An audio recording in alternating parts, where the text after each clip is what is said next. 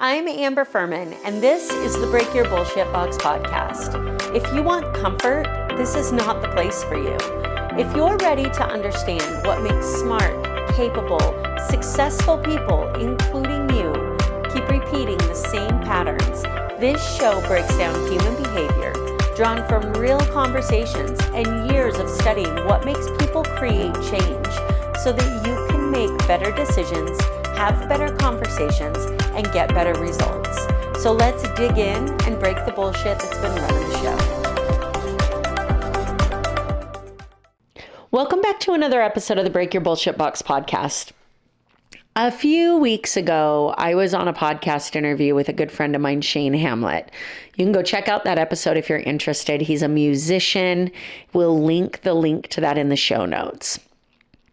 Shane and I were talking about being around like-minded people and what that actually means. And I really wanted to dig into this a little bit in a solo episode because I think people get it wrong all too often.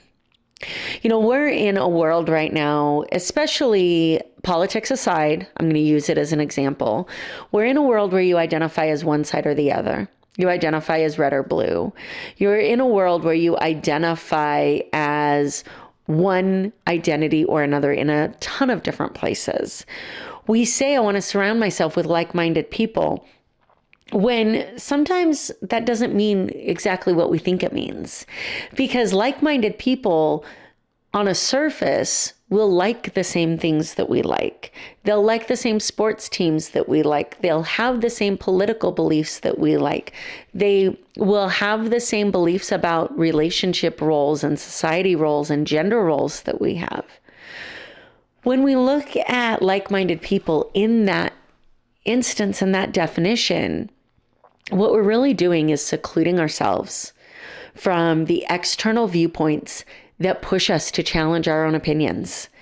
We're secluding ourselves from the outside perspectives that so often can poke holes in our beliefs and give us the opportunity to grow. When I think about what a like-minded person actually is, to me, it doesn't have anything to do with whether they like the same things I like. And it doesn't have anything to do with whether or not they agree with my opinions and beliefs. In fact, sometimes I'd prefer that they don't.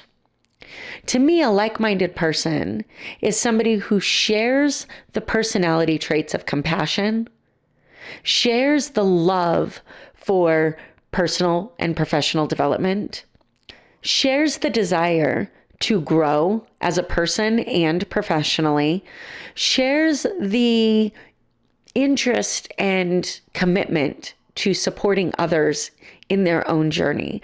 A like-minded person to me is someone who shows up in a space that is open, welcoming, and appreciative. A place that says, I may not completely agree with everything you say, and I respect your right to think it. And I would love to know more about where those beliefs come from so that we can appreciate them more. When we surround ourselves with people who actually think differently than we do, we give ourselves the opportunity to think about problems differently than we think about them now. We should be surrounding ourselves with people who think differently. We should be surrounding ourselves with people on the opposite side of the aisle. We should be surrounding ourselves with people who think about a situation opposite than we do. Because it gives us the opportunity to question and challenge our own beliefs. You know, Mark Manson in the book, The Subtle Art of Not Giving a Fuck, he says it best that you should never know who you are. You should always be questioning who you are. The moment you think you know who you are is the moment that you've stopped growing, that you've stopped being adventurous, that you've stopped looking for additional opportunities. We should always be looking for the opportunity to grow. So a like-minded person for me is somebody who wants to grow as much as I do. So I'm curious for you, what does a like-minded person mean to you?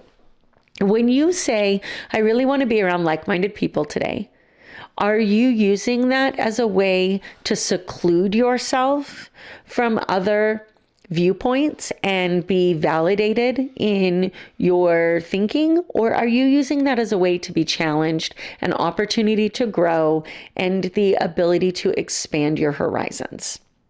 One is going to lead you to the growth that you want personally and professionally. The other is going to allow you to stay stuck in your old limitations, justify your shitty beliefs about what you're capable of, and feed those gremlins in your head that tell you you're not good enough. I'll let you decide which is which. Get really clear about the people you're surrounding yourself with. Do an audit of the people who are in your life that you talk to the most. Identify, of those people that you talk to the most on a regular basis, would you take advice from those people? Are they someone that you feel like you could call and have a really in-depth conversation with? If you thought differently than that person, would they accept your beliefs? Would they accept your right to hold them? Or would they chastise you for those? Start getting really clear about the people you surround yourself with, and you'll start seeing the places that you're holding yourself back. If this is something you want to dig into more, if this idea of like-minded people is something you want to have a deeper conversation about, head over to successdevelopmentsolutions.com.